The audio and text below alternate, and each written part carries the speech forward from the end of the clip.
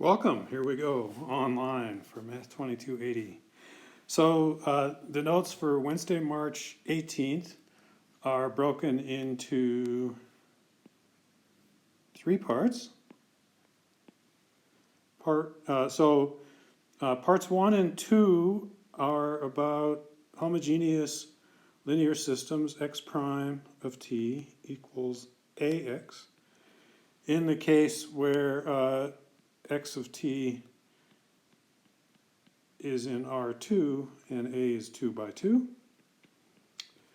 And the first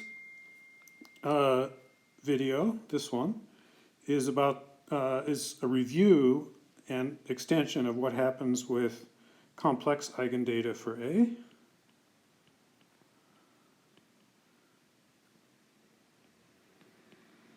The second video will be for real eigendata.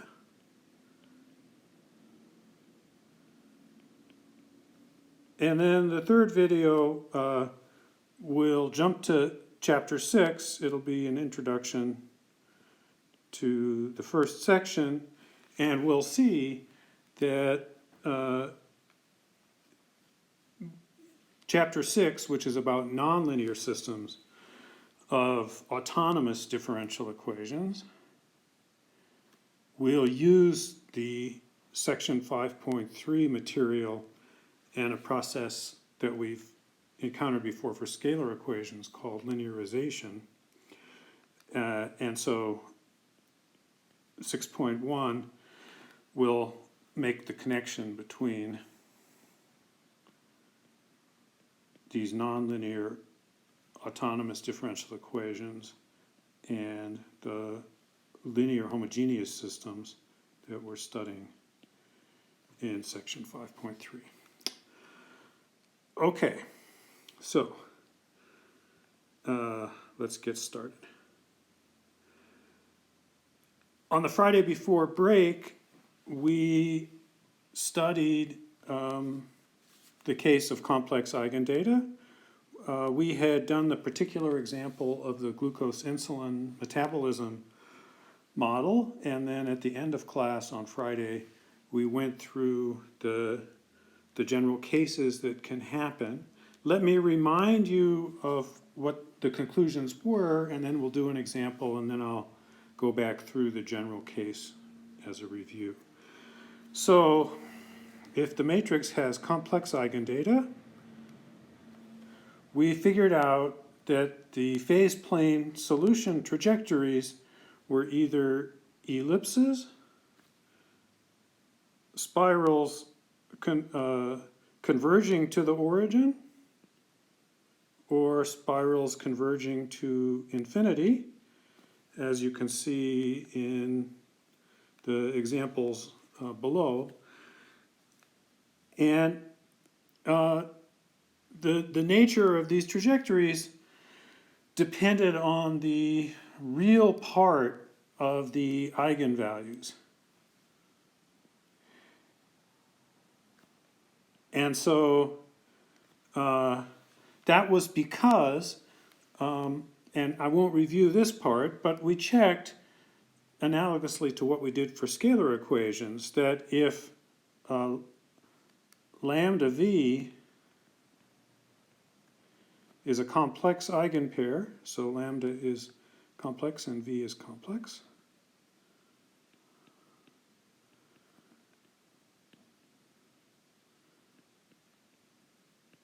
then it was still true that e to the lambda tv was a solution to x prime equals ax. It was a complex vector solution, and if lambda is p plus or minus iq, or let's just take p plus iq, then this is e to the p plus iq t, and v we'll write as a plus ib. Then from Euler's formula, the exponential expands as e to the pt, e to the iqt,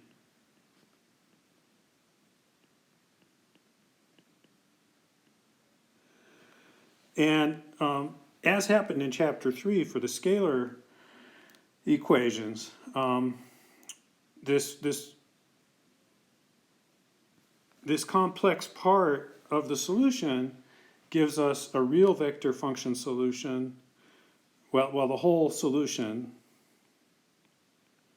gives us a real vector solution and the imaginary vector solution, which is the coefficient of I when you expand everything out. And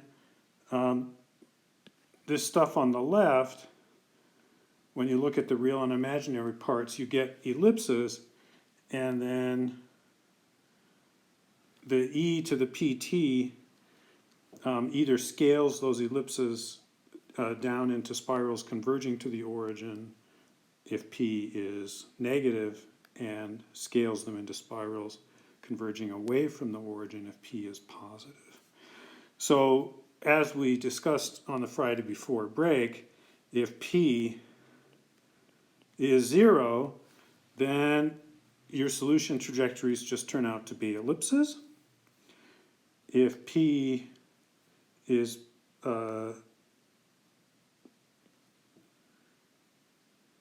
positive, then you get the expanding spirals. And if p is negative, you get the spirals which converge to the origin. And then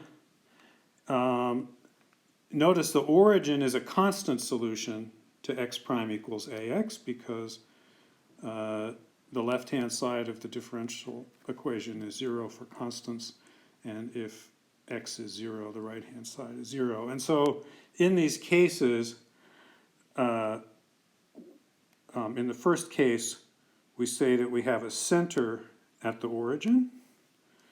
In the second case, we say that we have a spiral source at the origin, because it's as if the spirals are originating at the origin. And in the third case, we say that we have a spiral sink at the origin, because the spirals are all converging to 0. Okay, so we'll review those general details after we do an example. And this example relates to your first homework exercise, week 9.1, where we're again going through the correspondence between second-order differential equations and first-order systems of differential equations. So this first-order system came from an undamped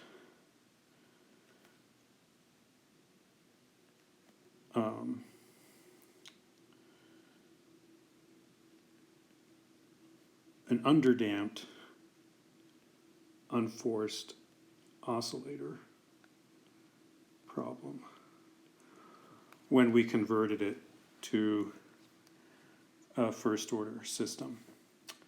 So what we're going to do in this warm-up exercise is use the fact that all solution trajectories are of one of the 3 types to figure out what the solution trajectories look like by hand. And we'll do this by just plotting the tangent vector field along the axis, which will be relatively easy to do. So the first thing to do is to figure out the characteristic polynomial. In this problem, you've already figured that out several times, but let's remind ourselves how we got that. So we took the determinant of a minus lambda I, which was the determinant of minus lambda 1, minus 5, minus 2 minus lambda. And just looking at the 2 products that show up when I take this determinant, from the diagonal product I will get a lambda squared. The lambda terms in this case, well, the lambda terms just come from the diagonal, and I see a 2 lambda. And then the only constant in this determinant is the opposite of the off-diagonal product, which is plus 5. And notice that was the same characteristic polynomial, as we've talked about many times, as we got for the second order differential equation.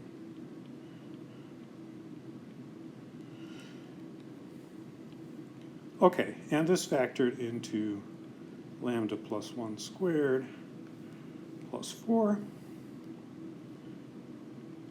which was lambda plus 1 plus 2i times lambda plus 1 minus 2i.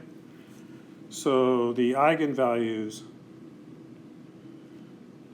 were lambda equals minus 1 plus or minus 2i. Now in your homework, you're going to go through the process of finding the eigenvectors, getting the complex e to the lambda tv solutions, extracting for one of the eigenvalues and eigenvectors, extracting the real vector solution and the imaginary vector solution to get a real basis. And you're going to resolve the initial value problem that we had solved in the week before break for that corresponds to an initial value problem for the second order differential equation. Okay, here we're just going to draw the tangent vector field. Well, actually, we're just going to draw it along the axes and then deduce what the solution ellipses look like. So I'll start this, and then I'll give you a chance. I'll pause, or give the option. You always have the option to pause the video, and you can see if you could finish it before seeing whether how you finished it agreed with how I finished it. Okay, so the real part of lambda is -1, which is negative, so we must have a spiral sink. The spirals we must get spirals, and they must converge to the origin. So we must have a spiral sink at the origin. Okay, so now let's go ahead and follow the directions. Let's plot the tangent. Let's compute and plot the tangent vectors just along the axis. And then we'll see there's really only one shape, qualitatively speaking, that the spirals can have based on that information. So I'll make a little vector field table here. So here are the points, and then the tangent vectors at those points are just 0, 1, -5, -2 times x1, x2 from the first order system. Okay, so let's look along the axis. Well, for example, if we were at 1, 0, then when we computed the tangent field at 1, 0, we would just get 1 times the first column and 0 times the second, so we would get 0 minus 5. And more generally, if we looked at a scalar multiple of 1, 0, then either computing A times that vector or using the fact that matrix multiplication is linear, we will just get x1 times 0 minus 5. Okay, so that gives us what the tangent vectors have to look like along the x1 axis. And now let's draw appropriately scaled tangent vectors representing that. So, for example, at 1, 0, I'll pick a scaling for the tangent vector so that the picture looks reasonable. So at 1, 0, I will scale my tangent vector so that that represents 0 minus 5. So at 2, 0, I'll get twice that, which is 0 minus 10. If x1 is just a half, I'll get half of it. At 3, I'll get 3 times 0 minus 5. And then the x1s can be negative as well, and then I'll just get the opposite of the output I would have gotten for the opposite of them. So if x1 is negative 1, I get 0, 5. If it's negative a half, I get half of that. If it's negative 2, I get twice that. And so on. Okay, so you can do the same thing along the y-axis, and you might try to do that after pausing the video, but I'll just keep going here. So if I compute the tangent field at 0, 1, I'll just get the second column of the matrix, which is 1 minus 2. And if I compute it at a multiple of 0, 1, then I will get, say, x2 times 0, 1. Then I will get x2 times the second column.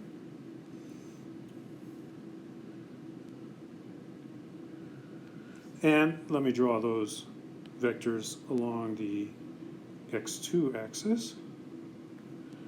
So at 0, 1, I get 1 minus 2. And I'll try to scale these consistently with how I scaled the ones along the x1 axis.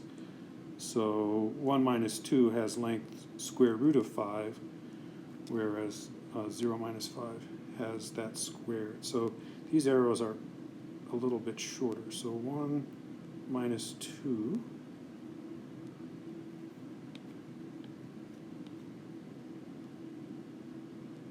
is something like that. And if I'm at 0, 2, then I get twice that vector. And if I'm at 3 times 0, 1, I get 3 times it. If I'm at 0 minus 1, I get the opposite. If I'm at 0 minus 2, I get minus 2 times the vector I got at 0, 1, and so on. Okay, so this tells me what the tangent vector field looks like along the axes, and I know that I have to get spirals converging to the origin, which came from scaling ellipses by the exponential e to the pt term.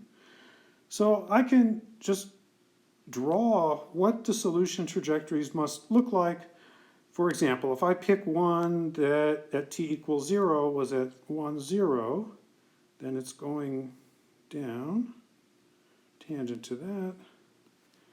And then it's got to go down and bend around so that by the time it comes to the x2 axis, and I don't actually know where it comes, it's got to be tangent to that vector field down there, and then it's going to spiral in, be vertical as it crosses the negative x1 axis, do something like that. And I can go in the negative time direction as well. Oops.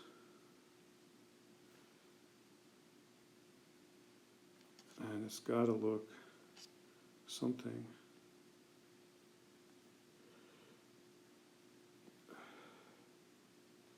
like this. Okay, now actually, because constant multiples of solutions to this homogeneous solution are also solutions, every spiral that I get is just going to be a dilation or a shrinking of this one. So I don't really need to fill any more of these spirals in, although I could, just to get a slightly more complete picture. So if I started at 2, 0, I would just get a rescaling of the original spiral as I followed the tangent field. And it would look something like that in the positive time direction, and I could also go in the negative time direction, etc. Okay, so just by plotting the tangent field along the axes and knowing what the shape of the trajectories has to be from the three cases, I can plot what the field looks like. Okay, what the solution trajectories look like, and that's as good as, actually better than seeing what the tangent field looks like everywhere. All right, so let's see how we did. So this was a picture from the week before break, when we were, as I say, studying a specific initial value problem for the second order differential equation, and then the corresponding initial value problem that xx prime, or as we called it then, x of t, v of t, for velocity. We were studying that correspondence, and here is the picture that P-Plane drew for the solution to the first order system of differential equations, which was also telling us about the original second order undamped initial value problem. Okay, so we did pretty good, qualitatively speaking. And that shows we understand how the eigendata, the complex eigendata, affects the shape of the solution trajectories. Okay, so in case you missed it on the Friday before break, we had this discussion then, but I'll go through it again here. So this is the case of complex eigendata in general. So as long as the 2 by 2 matrix has real number entries, then the eigenvalues will be lambda is p plus or minus qi, and the corresponding eigenvectors will be a plus or minus bi, where a and b are real vectors. We talked about conjugation and why that happens with the complex eigenvectors, and you could review that in the post notes from the Friday before break. Okay, so because lambda is an eigenvalue and v is an eigenvector, that means that AV is lambda v, and as we discussed for scalar equations, that will mean that e to the lambda tv will solve the first order system, because when we take the function z of t equals e to the lambda tv, and we compute its derivative using the constant multiple rule, which is a consequence of the universal product rule, we get that the derivative of e to the lambda t times the constant vector v is lambda e to the lambda t, which is the derivative of e to the lambda t times that constant vector. So that's the left-hand side of the starred differential equation. When we look at the right-hand side, we take a times z of t. E to the lambda t is just a scalar, so we can pull that in front, so that equals e to the lambda t times av, and then av is lambda v, because v was an eigenvector. And we see that, so that's what the right-hand side of star evaluates to. And if I just rearrange the product of the first two terms, that's exactly what the left-hand side evaluated to. So we have a true identity for these functions, so they are solutions. Okay, now we'll use linearity to extract real vector solutions from these complex vector solutions. So write z of t, which was e to the lambda tv for us, in terms of its real part, x1 of t, plus its I times its imaginary part, x2 of t. And we know that z prime is az. So, because taking derivatives is linear, z prime is just x1 prime plus I x2 prime. And because matrix multiplication is linear, az is just a times x1 plus I a times x2. All right, well, so for every t, this is just an equality of complex numbers, which means the real parts have to agree. So the x1 prime has to be ax1.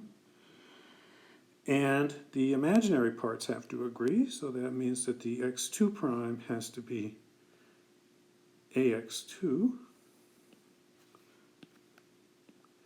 In other words, we are able to extract two real vector valued solutions from that one complex solution. And by the way, if we had used the other eigenvalue, then we would have ended up getting the same x1 and the opposite x2, and so we would get an alternate pair of two real solutions which had the same span as we got with the original eigenvalue. So this is just like what happened in chapter 3. Okay, well, so now we can do the math to see that we're going to end up with the three cases we started the lecture with. So we'll start with e to the lambda tv. E to the lambda t, well, lambda was p plus qi, so we just rewrite it that way. And then we use Euler's formula for the e to the I times qt, which is cosine qt plus I sine qt.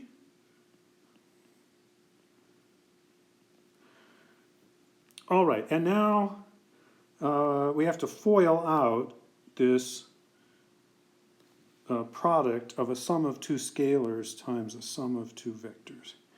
And what we'll do is we'll collect the real parts and the imaginary parts. So take the product of the first two terms, and I've got the e to the pt multiplying everything. So the product of the first two is e to the pt cosine qt times a. The product of the last two is an I squared, which is a minus times e to the pt times the sine of qt times b. And then the imaginary parts are the inner and the outer in foiling. So if we look at the inner, we get the first term, which is sine qta times the exponential. And when we look at the last terms, we get the cosine qtb times the exponential. So those are the things that are multiplying I. Okay, so the two real solutions are the real part of z of t from above, and the imaginary part, which means the real stuff that is multiplying the I. Okay, as I said, if we'd used the conjugate eigenvalue and eigenvector, we would have gotten x1 and minus x2.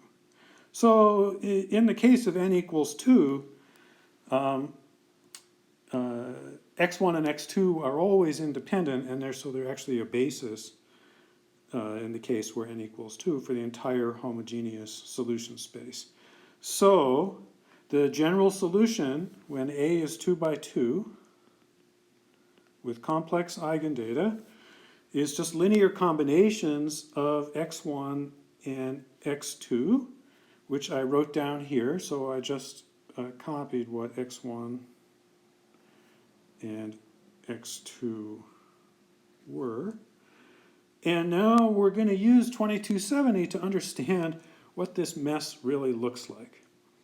So what I'll do is I'll collect the A terms, so the functions that are multiplying the constant vector A, and you'll see that I get the and here I factored out the e to the pt, I get a cosine qt times a multiplied by c1 and a c2 sine qt times a.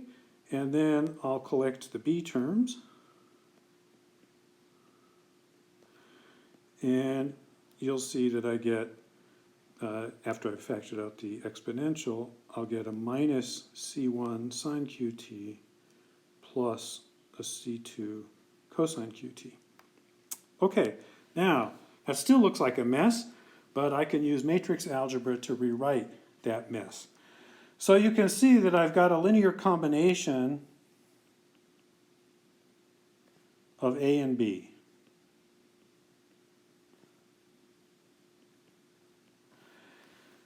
And the coefficient of A will be the first entry that I get in the product of the matrix on the right times C1, C2. And so that's why the first row of that matrix is a cos QT sine QT, so that I get the coefficient of A. And the coefficient of B will be the second entry of that the 2 by 2 matrix times C, and that's why in the second row of that matrix I've got minus sine QT cosine QT. Okay, now let's look at what that long product means. So if I look from right to left, the first term is a rotation matrix times the vector C. So remember from 2270 that if the rotation by theta matrix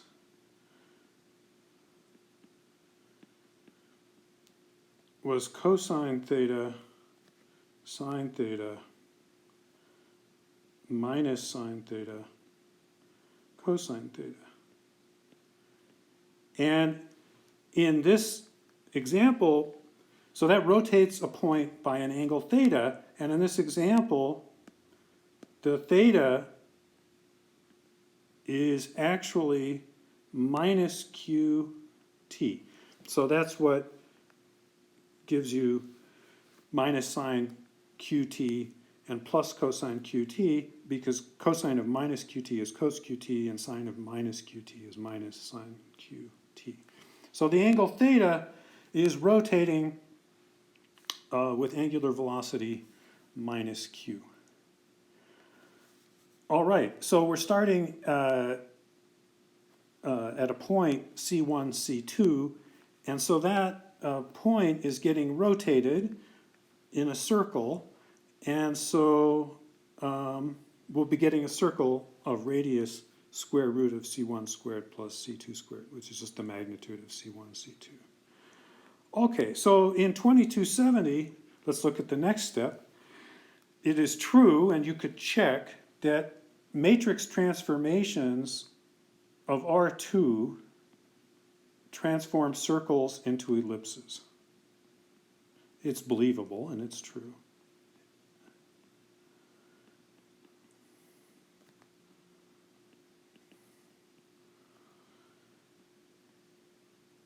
Matrix transformations in R2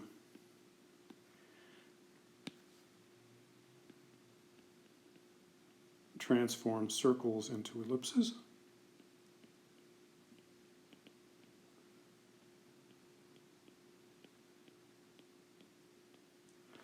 So that's the result after we do this step.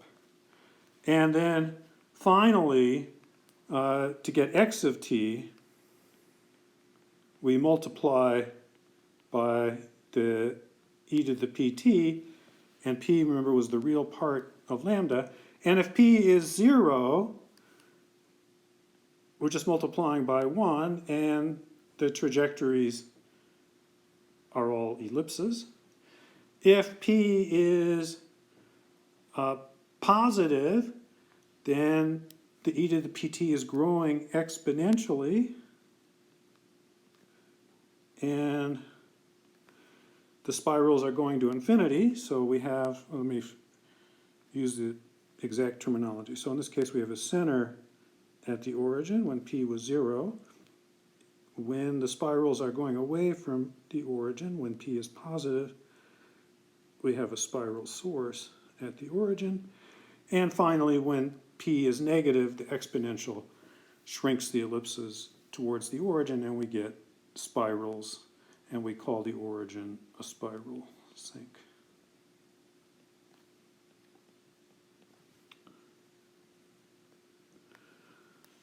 Okay, so that's the end of the first lecture.